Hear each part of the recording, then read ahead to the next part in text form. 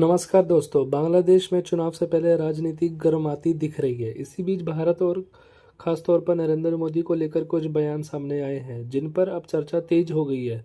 सवाल ये उठ रहा है कि क्या बांग्लादेशी राजनीति में इंडिया फैक्टर एक बार फिर अहम बनता जा रहा है, और आखिर मोहम्मद यूनुस के हालिया बयानों के पीछे क्या राजनीतिक मजबूरी है।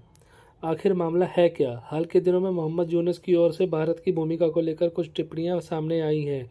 इन बयानों को भारत की ओर से तथ्यों से परे और राजनीतिक स्तर में देखा जा रहा है। हालांकि सरकारी स्तर पर इन्हें लेकर संयम बरता गया है, लेकिन कूटनीतिक गलियारों में इन्हें चुनावी बयानबाजी के तौर पर देखा जा रहा है। चुनाव और इंडिया फैक्टर। राजनीतिक विशेषज्ञों के मुताबिक बांग्लादेश में जब भी चुनाव नज़दीक आते हैं, भारत का मुद्दा अक्सर घरेलू राजनीति में उठाया जाता रहा है।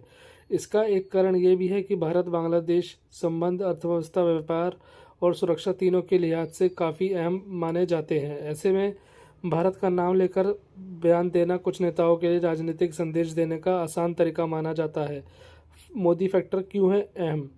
विशेषज्ञों का मानना है कि प्रधानमंत्री नरेंद्र मोदी की क्षेत्रीय और वैश्विक छवि दक्षिण एशिया की राजनीति में एक बड़ा फैक्टर बन चुकी है। इस वजह से भारत की नीति और मोदी सरकार के फैसलों को पड़ोसी देशों की राजनीति में अक्सर चर्चा का विषय बनाया जाता है।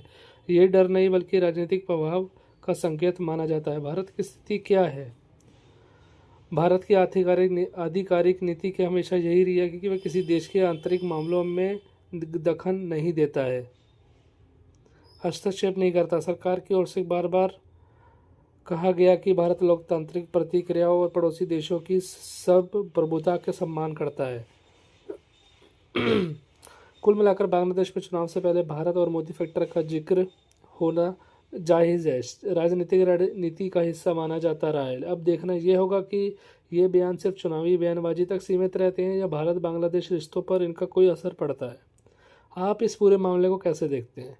क्या इंडिया फैक्टर वाकई बांग्लादेशी राजनीति में इतना अहम है कि कमेंट में अपनी राय जरूर बताइए। वीडियो पसंद आए तो लाइक करिए और सब्सक्राइब करिए। धन्यवाद।